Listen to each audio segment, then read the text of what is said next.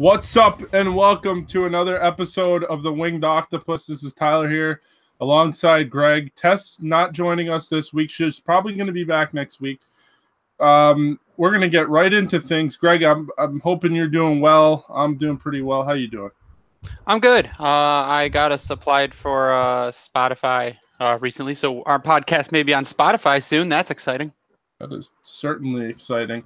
Well, there was some news yesterday, but before that, obviously today is going to be a mailbag, guys. So hopefully everybody gets their question answered and, all that. And obviously thank you guys for sending them. But Greg, I want you to shout out our sponsor, please.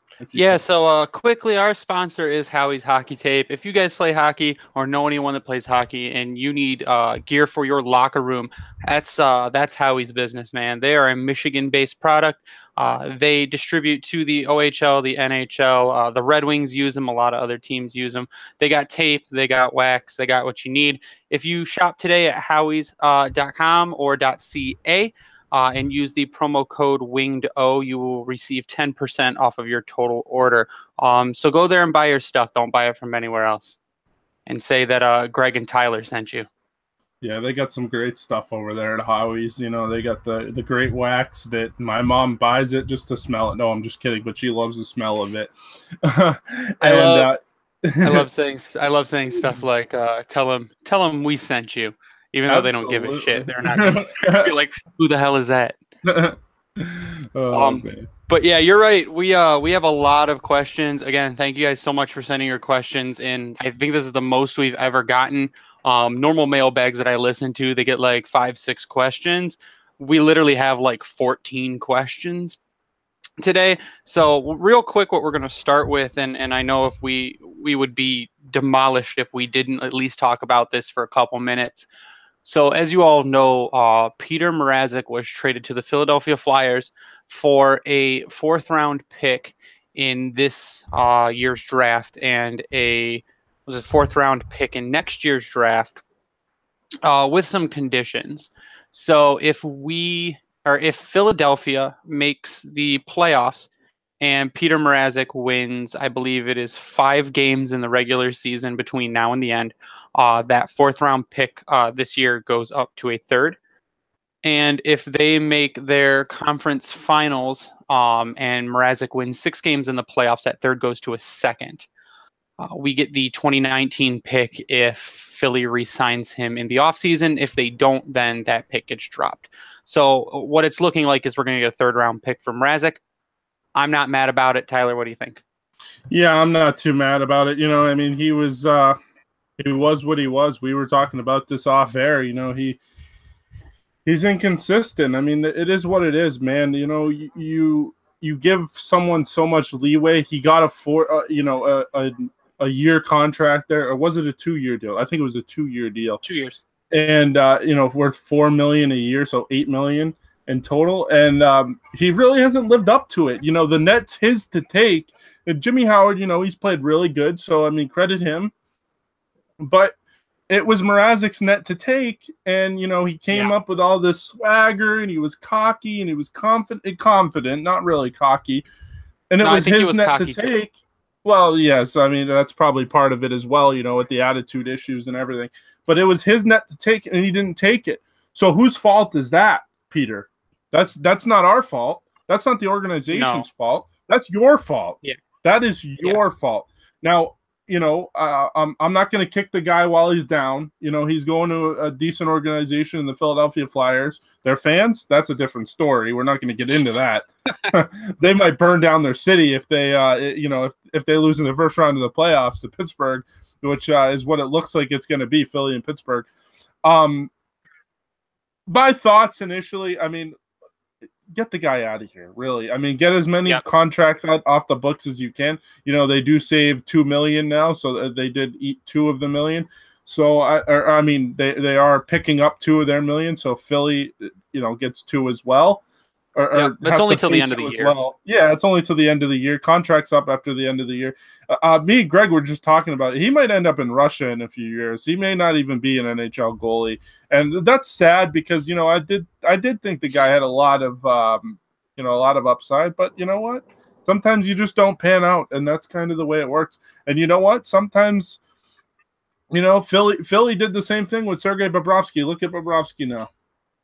Yeah. I mean, it could blow up in our face, but at the end of the day, this is going to give us more money to sign Mantha and Larkin and possibly Athanasiou. Like you said, Mrazek, historically, his stats are not as good as Howard's, though Howard has played more games. Howie's only got 2 years left on his contract. The Red Wings are probably going to be bad for the next 3 or 4. So ride out your goalie, win as much as you can, get rid of the assets you can get rid of. I'm not going to cry over it. Would I have probably traded Howard instead? Yeah, probably. But the need was there and the want was there for Mrazek, not Howard. So you call up. Yeah. I'm sorry. Go ahead.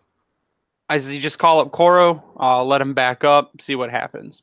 Yeah, who knows? Maybe Coro will decide to, you know what? This is my net. I'm going to take it and I'm going to ride with it. I doubt it, but you never know. But possible. Now, I will take some blame here because Peter Mrazek was on a tear, right? This is not this year. This is, I believe it was the year we were in the Stadium Series. 2 years ago? 2 years ago, 2015, 2016. And he was on a tear. It was probably from November all the way until February the 14th. And the only reason I remember that is because I was in town for 2 games, and he played both of them. He played really good in the Colorado game, and then it was his birthday. The Saturday in between, I went to a signing. I got that jersey signed by him. That next now game, you want to sell it. Well, yes, I do want to sell it. That game they played against Boston the next day, which was February 14th, Valentine's Day, his birthday, and he gets lit the fuck up, and he hasn't been the same ever since. That was the year he started to get pulled, and then he tore his groin a little bit in the Stadium Series. Yeah. Now after I blame myself a little bit. After that, so Mrazek had the down year and it was bad, and it looks like he was starting to come back this year, which is good because if he wasn't starting to come back this year and he's still inconsistent, Philly would have never taken him. So, I mean, that's the only reason he got traded is because he turned it around a little bit. But enough about Peter Mrazek. We are going to move on to our mail bag portion of this show. We've got a ton to go with. We've got stuff from Facebook. We've got stuff from Twitter. I believe we have one thing from Snapchat, which is a little weird. But Instagram. Okay. Instagram. Yeah. Got it. So we will start off with a few Facebook people. Jordan on Facebook, and Tyler, what I'm going to do is I'm going to read the question. I'm going to have you answer first, and I'm going to follow up. Sounds good to me. Or I'll answer some first. If I keep talking, don't talk over me. So Facebook, Jordan asks, which Griffins player do you think has the highest ceiling? And I'll let you start this one. Ooh, that's a good question. A very good question. That's a very good question. I think the guy, I'm going to pick 2 if that's allowed. I'm going to try to pick 2. Not 1. It says which Griffins player, not which players. Griffins player. Well, then I would say Philip Hronek because that's the biggest need that you guys have, or that we have. You think he has the highest ceiling, though? It's hard to say. Either him or Svechnikov, really, right? I mean, that is the right answer. So Evgeny Svechnikov, I believe, has the highest ceiling. And I read Craig Custance put out an article that alluded to the fact that maybe Svechnikov was not doing so good in the first half of the year because he is frustrated with being in the AHL. An Anthony Mantha situation. Yeah, so I think either later this year they might pull him up for a few games, or he'll push real hard in camp. But I believe Svechnikov has the highest ceiling. Hronek's a close second. Well, if Gustav Nyquist ends up getting traded or Thomas Tatar ends up getting traded, you might see Svechnikov up here. I think so pretty soon. So we'll have to see. But that is our answers. Svechnikov, and then Hronek's probably a close second. And thanks for the question, by the way. Yeah, thanks, Jordan. Next question is also from Facebook. Anthony asks, where do we go from here? Surely we will be in the market for a goalie. So now that Mrazek is gone, I've also seen this sentiment a lot on Twitter, is that, well, Red Wings are going to need a goalie because Coro sucks. And I'll take this one first. What I think might happen is there's a possibility that Howard could still be traded. If you were to trade him, and the Islanders were scouting our against Nashville, if Howard were to be traded somewhere like the Islanders, you would see someone like Yaroslav Halak come back. Grice is a fine backup. They're not going to keep Halak and Howard. We would probably get Halak. I don't think we're in the immediate market for a goalie because, like we said earlier, this team's not going to be great for a while, and we do have a few prospective stud goalies maybe coming up in the system. What do you think, Tyler? Yeah, I agree. I mean, you don't just go out and say, okay, like trade a guy and say, okay, yep, now we need Martin Brodeur between the pipes. Yeah, no, that doesn't work that way. Jimmy Howard, you're going to see a lot of him unless, of course, he gets traded by next Monday. Is it Monday? Yeah, Monday at 3 p.m. Monday at 3 p.m. Yeah. Or it could be Jared Coro. But then, I mean, like you said, if it ends up being the Islanders and that ends up being the team that Howard will waive his no trade clause to, I mean, you may see Yaroslav Halak. And I mean, I'd be okay with it. I wouldn't care. This team's not going to be good for a long time, or not a long time, but a long enough time. So it doesn't really matter who's in net. And I hate to say that, but then you can free up some room when Larson's ready or JVP is ready, Jurgen Van Paulberger, of course. Or Petruzzelli, yeah. Or any other goalie they may draft. They may draft another guy this year. Caden Fulcher, too. Yes, absolutely. They're stocking the cupboard. I mean, that's what they got to do. And I don't blame them. That's what you have to do. Yeah, I completely agree. So surely we'll be in the market for a goalie. Not so much. I think if one comes back on a trade, that's great. Other than that, let your people develop while you suck and then try them out in a couple years. Yep. Next question from Nat. It's a two-parter. One is, will Jeff Blashill be coaching next year? And two, it seems like the organization has lost its way and is afraid to make hard decisions and is showing loyalty that's not being reciprocated. Do we need a full clean-out? So I'll let Tyler start. Question one was, will Jeff Blashill be coaching next year? Yeah, no, I don't believe he'll be the coach of the Detroit Red Wings next year. He may be coaching, but it won't be in the National Hockey League unless he's an assistant, which, is a possibility. Given the things that have happened here in Detroit, it seems like everybody that walks out the door, Riley Sheahan, Peter Mrazek, ex-player, Pavel Datsyuk, another guy last year who had an interview with one of the guys, I believe it was Bill Rose. Don't quote me on that directly, but he did have an interview and basically said that, nobody was interested in winning the Stanley Cup. Everyone was just interested about making the playoffs. And, they kind of just tried to push that streak down your throat. And no one, that's why Pavel Datsyuk left, by the way. So Jeff Blashill will not be the coach of the Detroit Red Wings, and Ken Holland probably won't be the general manager of the Detroit Red Wings next year. And what's the second question? It seems that they're showing too much loyalty that's not being given back to them. Do we need a full clean out of the management? Yeah, that's a good question. And that kind of happened here in Boston with the Red Sox back in the day. They ended up, napalming the whole baseball department there. And do the Red Wings need that? I don't know. I think they still have some good people there. I think they still have some pretty good scouts. Jim Devellano is obviously still in the background, so I think that some of the old ways need to go away, like Ken Holland, maybe Jimmy D as well. But I don't know if they need to napalm the whole thing. I don't think that's necessary. Although the Leafs did it, and look where they are. So who am I to say that? Well, the Leafs also got Austin Matthews. My answer is I don't know. I really don't. But I don't think Jeff Blashill will be coaching, though. I also don't think Blashill will not be coaching the Red Wings. He, like you said, he might go back to the AHL. I mean, he has been an assistant coach before, so he could go back to assistant coaching, but I do not think he will be your Detroit Red Wings head coach. Now, if Ken Holland returns, that could be a different story, because one of the recent interviews that I read said the organization loves what Blashill has done with what he has been given. So if Holland returns, I think Blashill will return, but I don't think either of them will.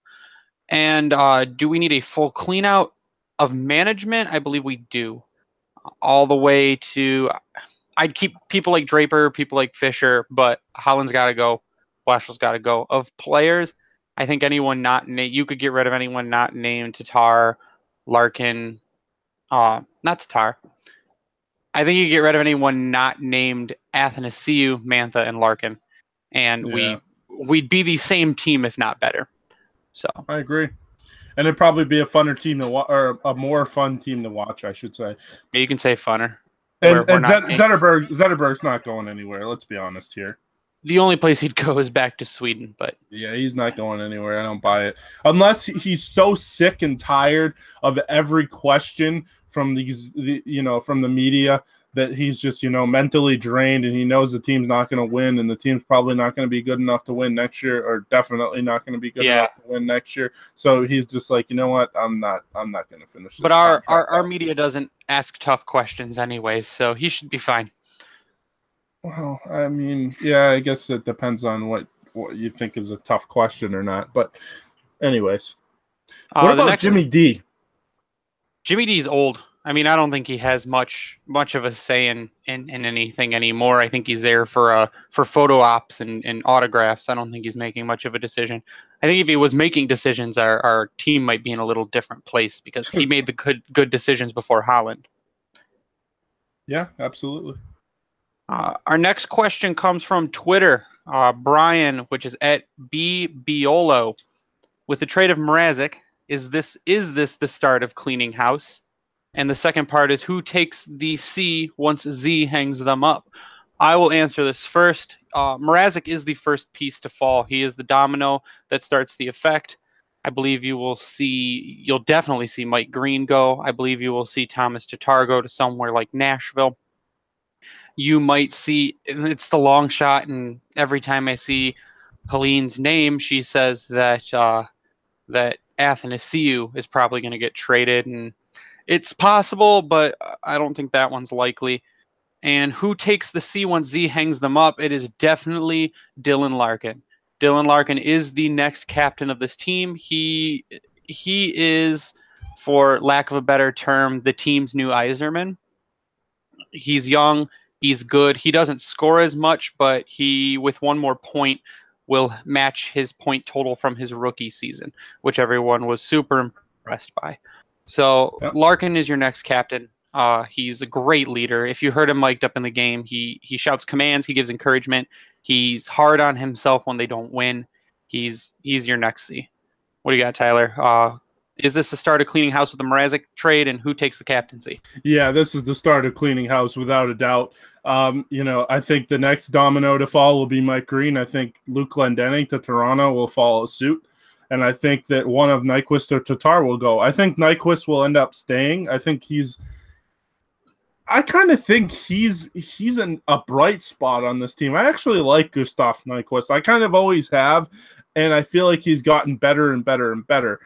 Last year wasn't great for him. This year is better. I like Gustav Nyquist. Tomas Tatar will probably end up somewhere like Nashville, like you said.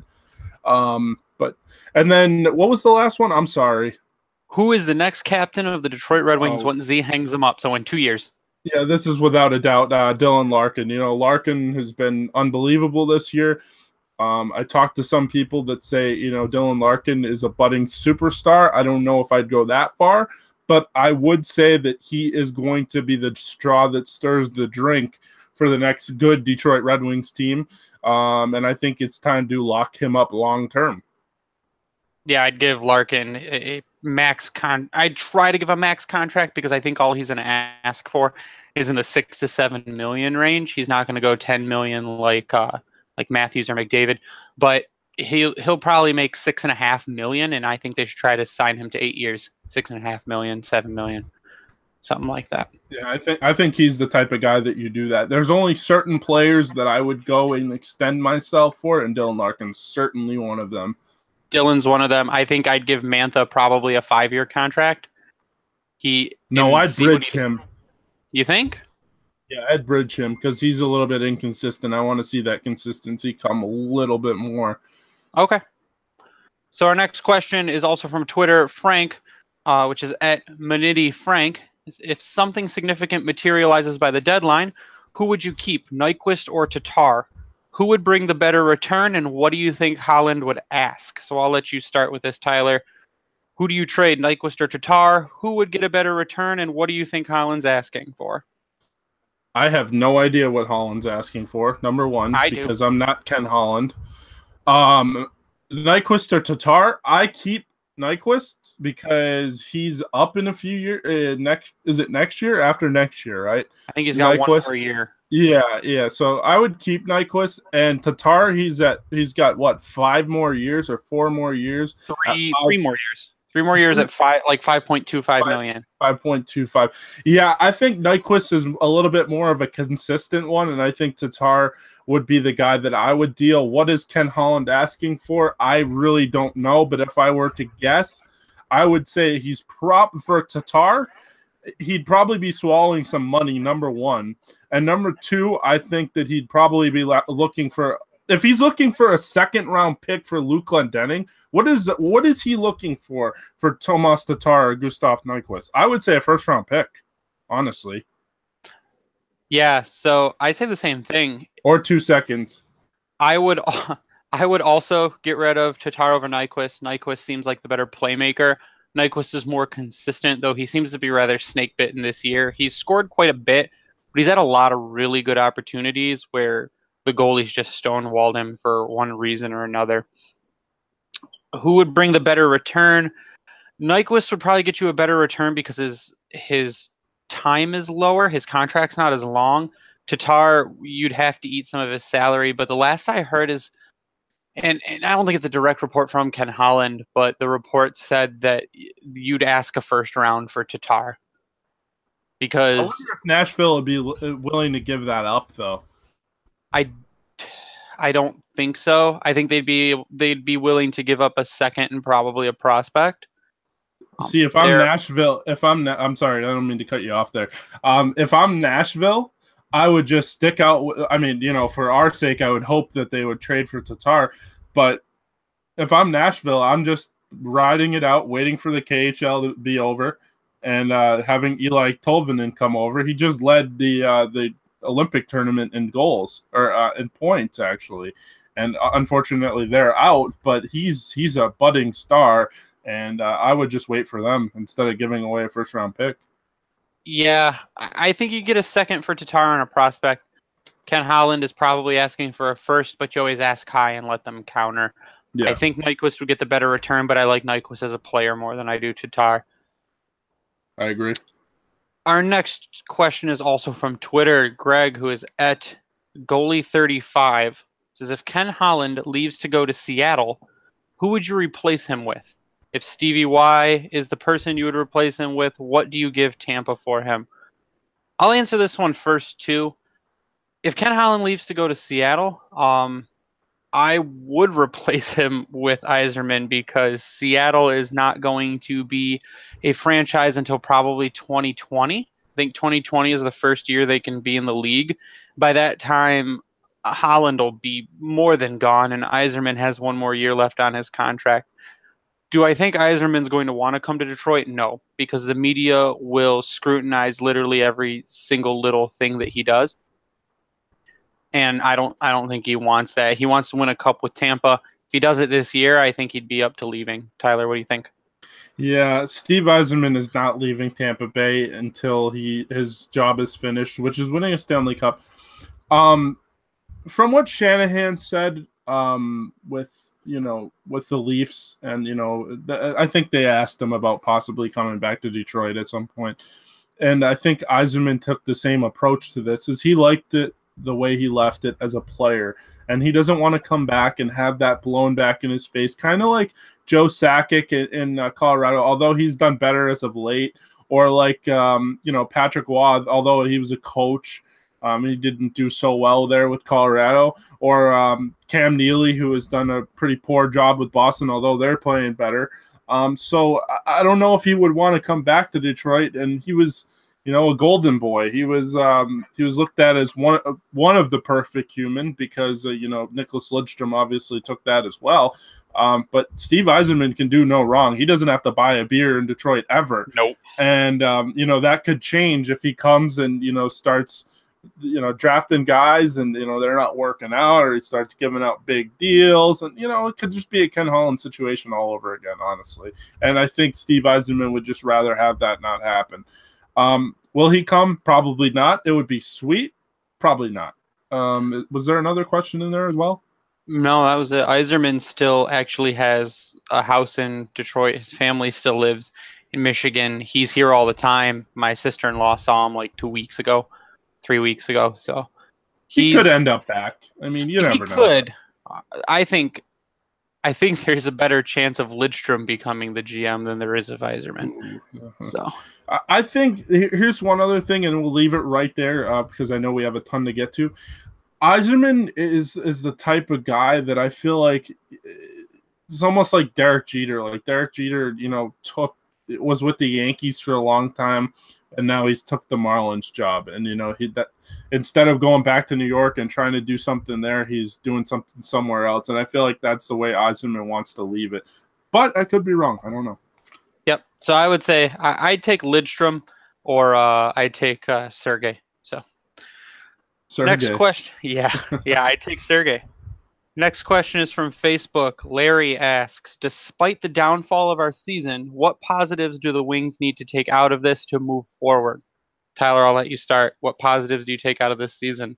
Well, I said before the season started that you need a step from Larkin, you need a step from Mantha, and you need a step from Athanasiou. And I think all three of them have done pretty good. And that's something you can take and look forward to and still come down to Little Caesars Arena. I almost said JLA there. But that's the positives. The other positive you can take, and it doesn't give you immediate success, but you have 7 picks in the first 4 rounds of this year's deep NHL draft. So I think you have 8 picks. Is it 8 now? 8 or 9. So I mean that's tremendous. So I mean that's the positives I would take. Other than that, I mean possibly Ken Holland being on and possibly Jeff Blashill being on. Yeah, the organization taking a shift and realizing that they need to make a change, that's a positive. You were hoping that Larkin would go back to his rookie numbers. He hasn't in goals, but he is almost surpassed in points. That's a very big positive. Mantha looking like by the end of the season, he's probably going to be in the range of 25 to 30 goals like we thought he was going to be. That's a big positive. Athanasiou had a little slump recently. Seems like he's back with that breakaway goal. If he's back and he's on it. The kids are the big takeaway. The change in management is probably the big takeaway. Them admitting that they need to change stuff is a huge takeaway. So yeah, those are the positives. Absolutely. Even though this season sucks and the next couple seasons are probably going to suck, they know they suck now, and they know they need to change. Yeah, well, they won't use the word rebuild yet, so I can't wait to hear that. Yeah, I don't know. Our next question is from Facebook also. Steve asks, when will someone teach Larkin how to shoot? Tyler. I hate to say this, and this is going to sound really rude, but Dylan Larkin is having success being a playmaker and, being an all-around hockey player. If that means he's not going to score a lot of goals, I'm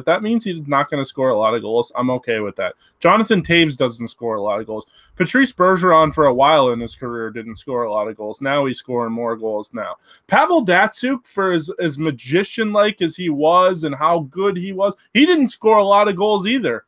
No, his goals were just amazing. Yeah, his goals were just memorable. You could count the amount of amazing goals on your hands, the top 10.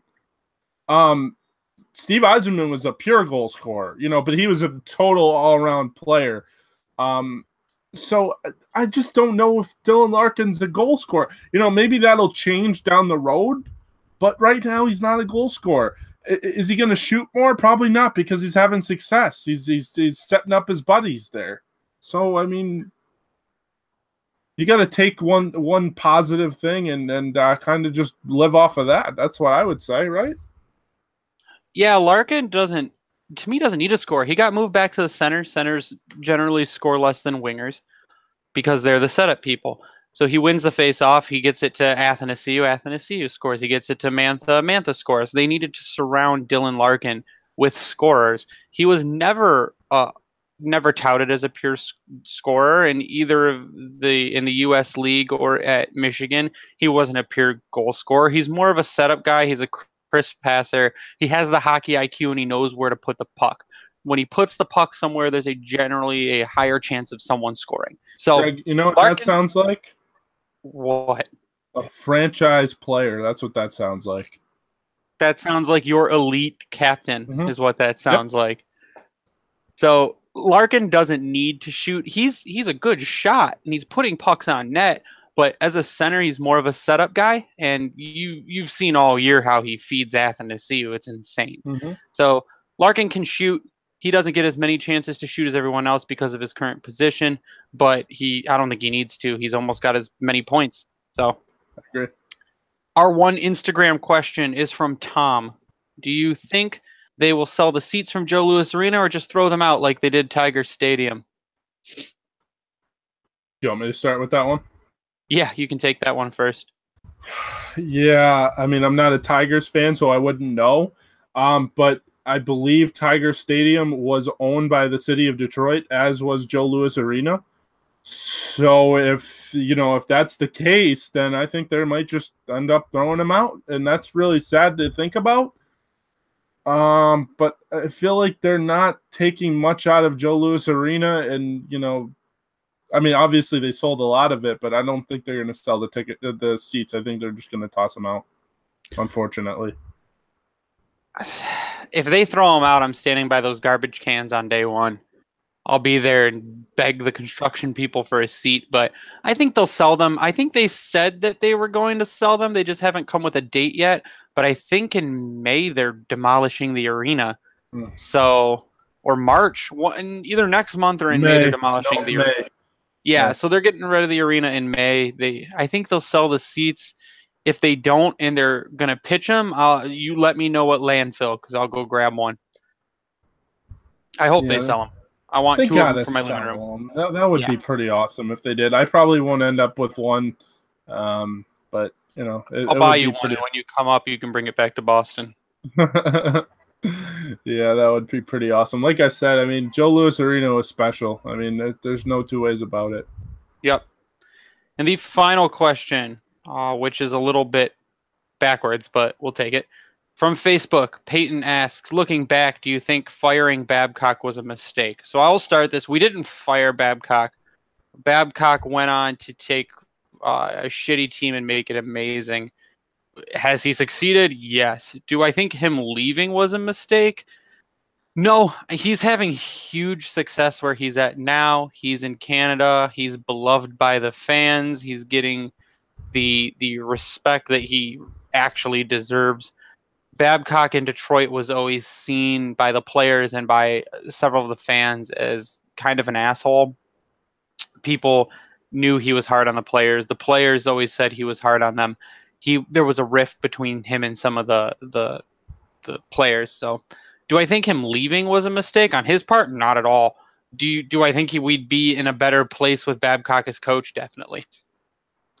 Yeah, I think the mistake was I don't think the mistake was moving on from Babcock. I don't. I mean, I think, his time was done here. I think as the time of Pavel Datsyuk was done here too, because I think the organization's philosophy is, okay, let's just make the playoffs and extend the streak.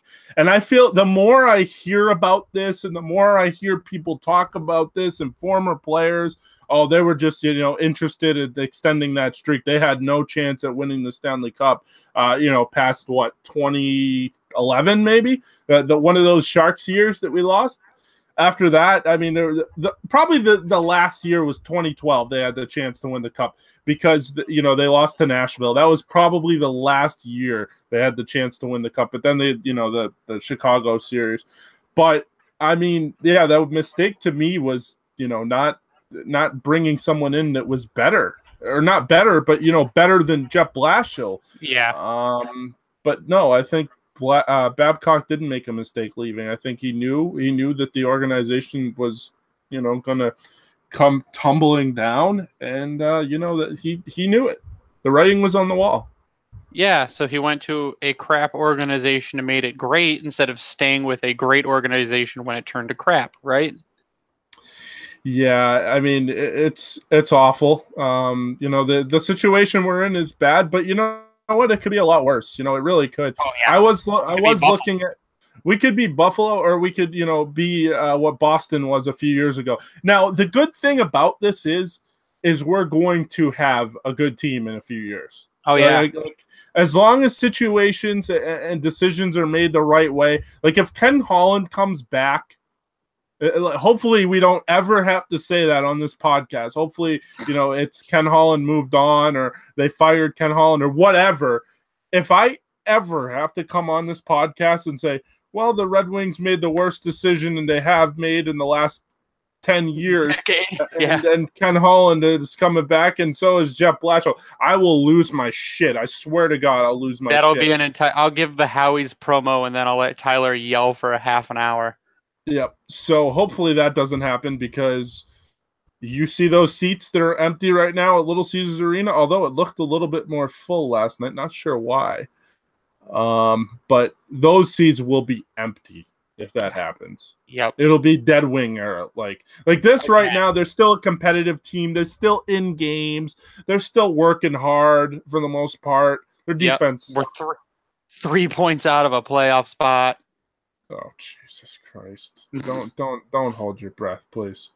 No, I don't want that. Do you really want to see this team in the playoffs? You know what's going to happen if this team makes the playoffs? They'll lose in 5 games to Boston. They'll lose in 5 games to Tampa. They might even get swept. Yep. So, I mean, that's really... Yeah. We're in a bad situation. It could be a lot worse. Yep. But, well, Tyler, that is all we have for the mailbag. Again, thank you everyone who asked questions. We got a ton. I think the most we've ever gotten for a mailbag is like 5. We got almost triple that. 5 or 6, yeah. So thank you for your questions. We'll be doing another one probably after a couple weeks after the trade deadline, just to get your questions on possible new players, possible future plans for the Wings once they do all the moves they make, or how pissed you are with them not doing what you wanted them to do. So I think that's it for the podcast tonight. Yeah, absolutely, guys. Thank you guys for all your questions, and you know, hopefully we can do another one of these, because I kind of like doing these. You know, it's all kinds of different questions, and you know, we get to interact with some of our fans and some of our listeners. So, thank you guys. I appreciate it. Yeah. Well, yes. So I'll take us out here, Greg. If you want to shout out your Twitter handle, and I appreciate you doing this again tonight. Yeah, you can find me on Twitter at @BringingTheWing. Yeah, I changed mine because I don't know why, but I just wanted to, you know, spice it up a little bit. I changed mine to @GhostOfDatsuk because I miss Pavel Datsuk, as we all do. And you can follow the Winged Octopus on Twitter @Winged Octopus. You can like us on Facebook. You can also follow us on Instagram. And then our podcast can be found on iTunes, Google Play, Stitcher, and as Greg said, Spotify at some point in time coming up here soon. Yep. For Greg, I'm Tyler. Stay classy, Hockeytown. Hopefully Tess joins us next week. That's it. That's all I have. Go Wings.